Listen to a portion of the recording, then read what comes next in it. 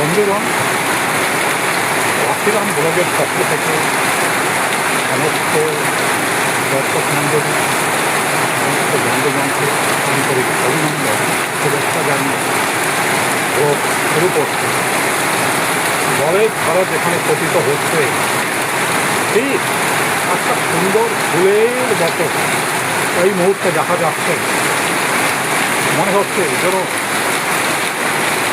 বিশ্বকর্মা তার নিজের হাতে এমন চমৎকার একটি ফুল প্রতি মুহূর্তে তৈরি করে দিচ্ছেন। জলের ধারা চারিদিকে ভরপুর করে দিচ্ছে, কিন্তু এই জলের ধারাটি সম্পূর্ণভাবে আলাদা এবং জল পড়ার সঙ্গে সঙ্গে সুন্দর একটা পদ্ম ফুলের মতো চারিদিকে ছড়িয়ে যাচ্ছে। প্রবল বর্ষণ ধারা চারিদিকে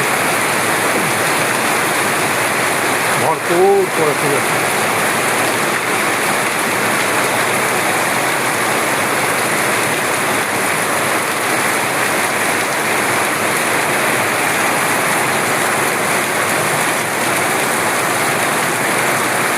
প্রচণ্ড বেগে জলের এই ধারা যখন নিচের দিকে পড়ছে, ঘরের ছাদে থাকা সমস্ত নোংরা আবর্জনা সব নিচের দিকে নেমে আসছে।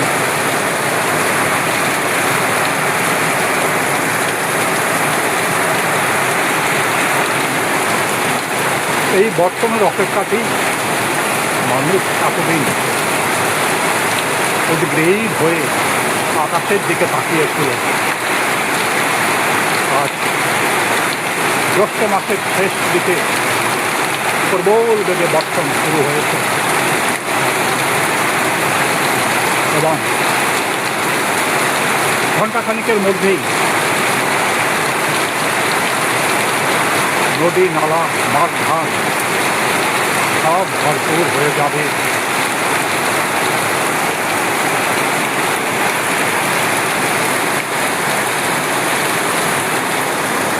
এখানেও বৃষ্টির ধারা ধরে ধরে পড়ছে।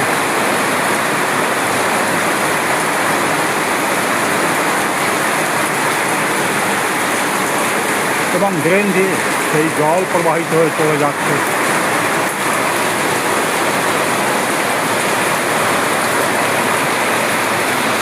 জবা ফুল গাছে ফুলের কলি বৃষ্টির তালে তালে মিশে যাচ্ছে।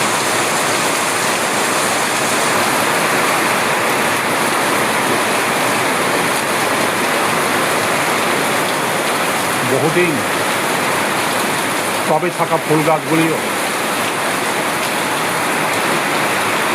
বর্ষায় সতেজ হয়ে উঠছে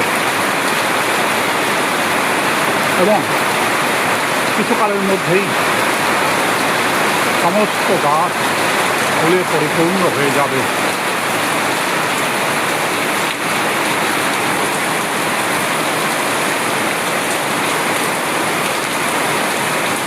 একটি সিম গাছ এতদিন মাটির নিচে পড়েছিল,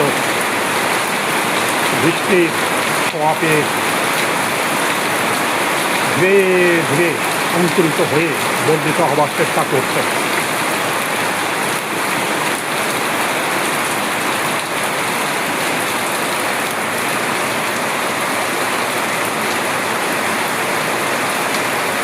বর্ষার চারিদিক ভরপুর হয়ে গেছে, তার মধ্যেই ফুলের কলিগুলো একটা ছন্দের তালে তালে যেন মেশে বেড়াচ্ছে।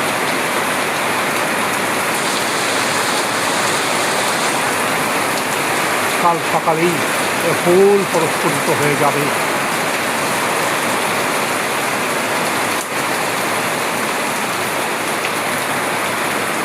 সমস্ত গাছপালা তারাও যেন একটা নতুন প্রাণ লাভ করেছে। এতদিন যেন এই প্রবল বর্ষণের অপেক্ষাতেই সমস্ত গাছপালাগুলো যেন অপেক্ষা করেছিল।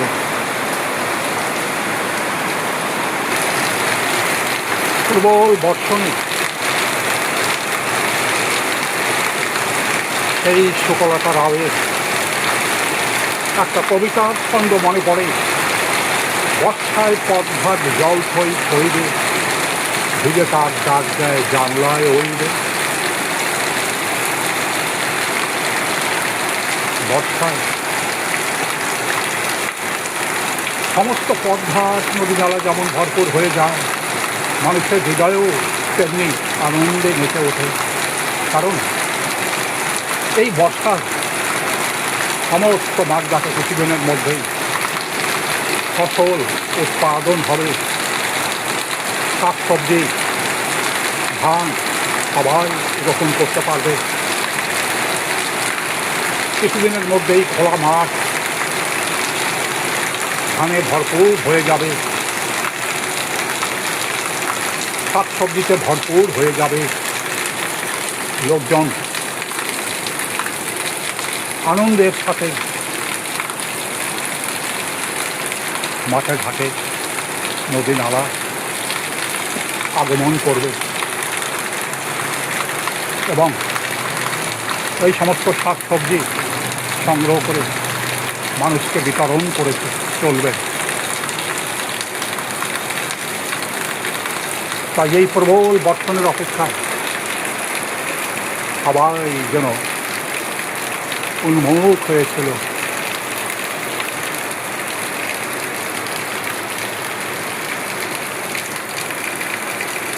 প্রবল বর্ষণ ধারা তাই সমস্ত মানুষের হৃদয়ে যেন একটা আনন্দের বন্যা বয়ে নিয়ে এসেছে।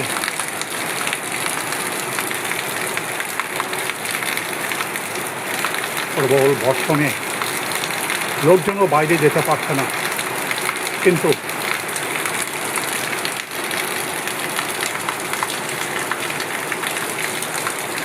যখন সমস্ত মাঠ জলে পরিপূর্ণ হয়ে যাবে, প্রবল বর্ষণের মধ্যেও চাষিরা মাঠে গিয়ে সোনালি ফসল তারা ফলাবে এবং এই ফসল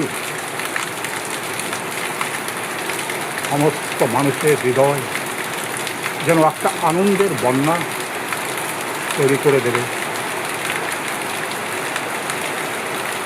বৃষ্টির ধারা সামান্য কম হলেও উপর থেকে জলের ধারাটা এখনো ক্রমাগত পড়েই যাচ্ছে।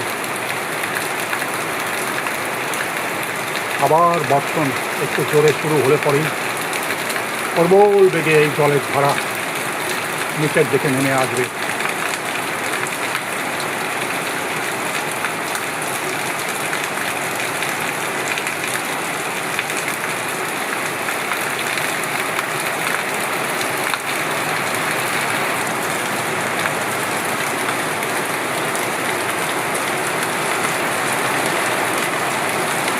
এই প্রবল বর্ষণ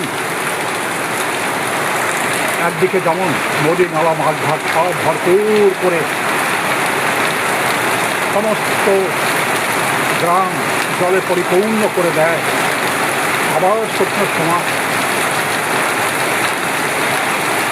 প্রচণ্ড তাপে এই জল মাটি এসে নেয়।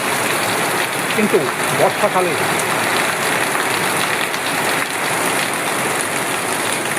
প্রবল রোদেও মাটি এই জল সম্পূর্ণ শুষে নিতে পারে না। তাই নদী নালা সবসময় ভরপুর হয়ে থাকে, নদীতে বন্যা বয়ে চলে, নালায় বন্যা বয়ে চলে। এবং বর্ষণ যদি ঘণ্টাখানিক চলতে থাকে তাহলেই সমস্ত নদী নালা মাঠ ঘাট পরিপূর্ণ হয়ে যাবে। আবার বর্ষণ খুব জোরে শুরু হয়ে গেছে, তাই প্রবল বেগে জলের ধারা নিচে এসে পতিত হচ্ছে। এবং চমৎকার একটা ফুলের আকার নিয়ে জলটা চারিদিকে ছড়িয়ে পড়ছে।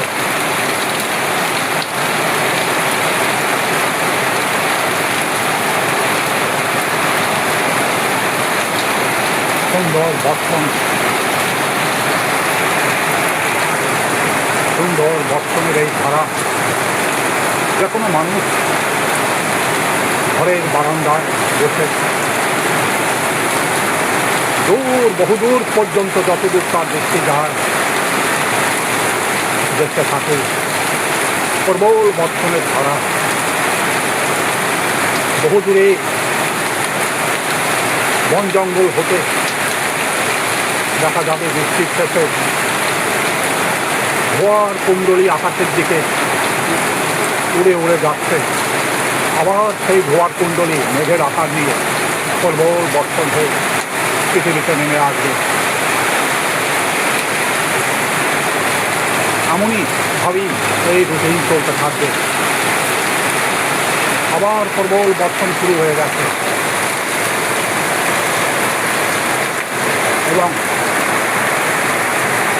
বর্ষণের ধারা প্রবল বেগে টিনের উপরে পড়ছে এবং এই ধারা মাটিতে এসে পড়ছে।